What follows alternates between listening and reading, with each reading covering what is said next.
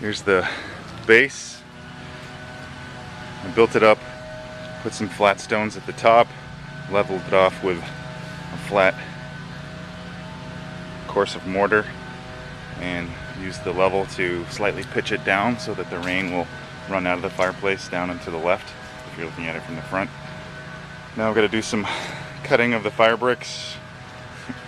Thank you, kids, for your wagon. It makes loading the bricks much easier.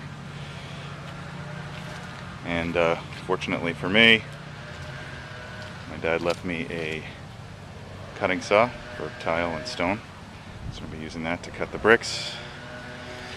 And these are just set there dry just to give me a sense of where they go, and I'll be setting that in mortar in just a little bit once I have all the dimensions figured out.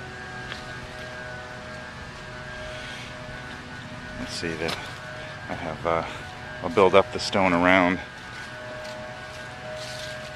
the flat piece once I have the bricks established. Fortunately for me, I've been blessed with some warm weather. It's going to be in the 70s today and sunny at the end of October. Can't ask for anything more than that. And I've got a bunch of wood here that I'm going to use to build scaffolding around the structure and a tarp for when it gets a little chillier, because I know that's coming. And mortar doesn't set below 40 degrees. So there you go.